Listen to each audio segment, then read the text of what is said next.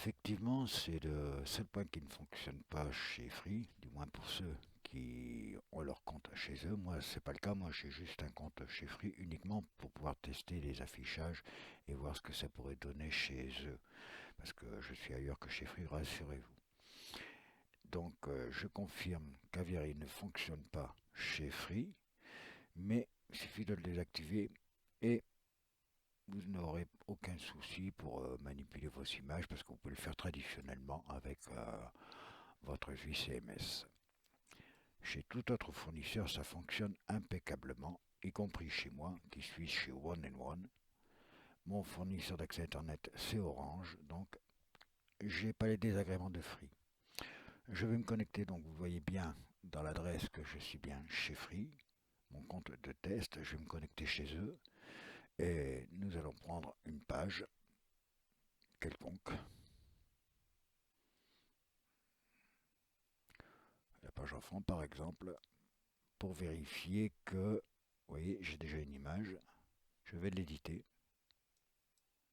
Attendez, je remets comme il faut, voilà, hop, je vais l'éditer cette page, je vais supprimer la fameuse image en question, hop, voilà, elle n'existe plus, je vais aller chercher une image dans mon gestionnaire de fichiers, vous voyez, que je laisse ça ou que je laisse pas ça, c'est pareil chez Free.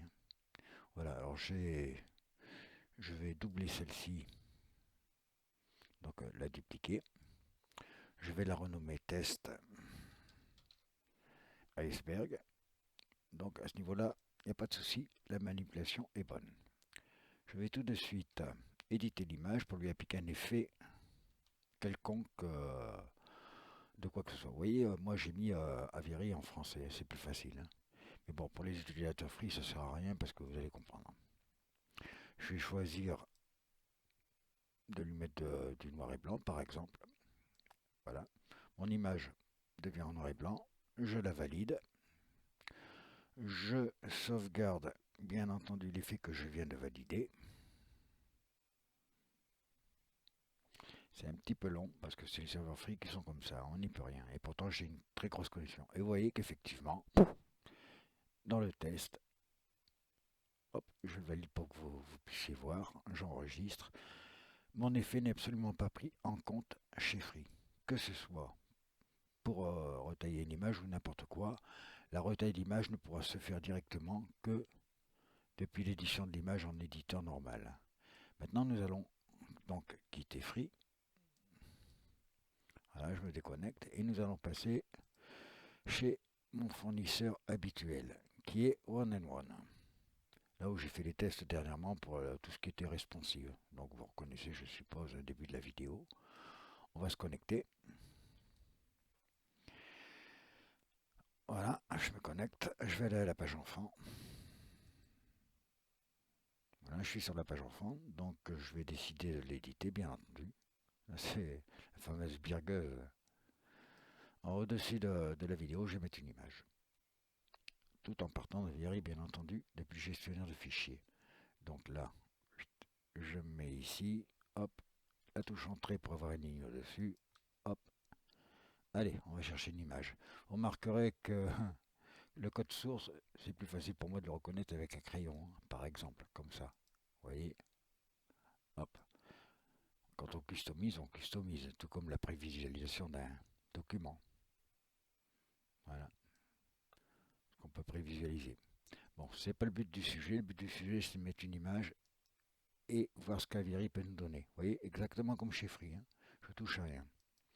Je vais aller chercher une image sur mon serveur. J'en ai déjà préparé une à test tout à l'heure. Je la mets à la poubelle.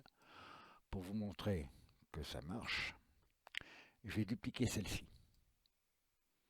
Je la duplique donc dans l'éditeur. Je vais la nommer ERT test. Voilà.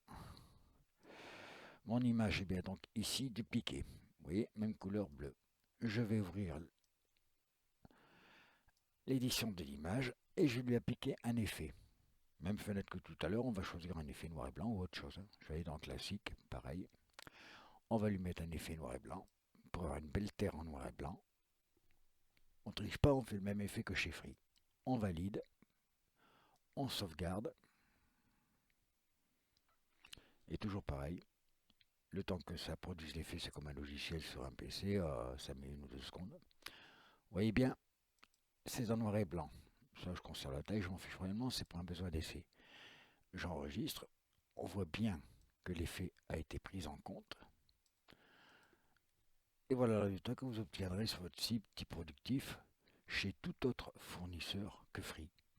Mon image a bien été prise en compte, à tel point que je vais même... Bon là, dans ce cas-là, ça ne sera pas possible parce que c'est du responsif, mais je vais l'éditer par plaisir en lui mettant d'autres effets. Pour vous montrer qu'Aviary est pris en compte chez tous les autres fournisseurs web. Hop, je vais toujours sur la même, je prends mon Hertz, on va lui mettre des cadres. Tiens, vous voyez bien par exemple, je sais pas, on va découvrir un petit joli petit cadre comme ça là, hop. Voilà, alors le temps que l'effet se fasse, et j'ai une très grosse connexion, vous voyez. Hop, je valide le cadre. Le cadre étant validé, pourquoi pas mettre un petit sticker au passage, un truc marrant. On va chercher un machin comme ça, voilà. Hop. Je sais comme vous, hein, j'explore. On met 2 yeux. Un œil ici par exemple, hop. Et on va valider, c'est histoire de rigoler un coup. On sauvegarde le tout. Et j'ai pas une connexion fibre moi.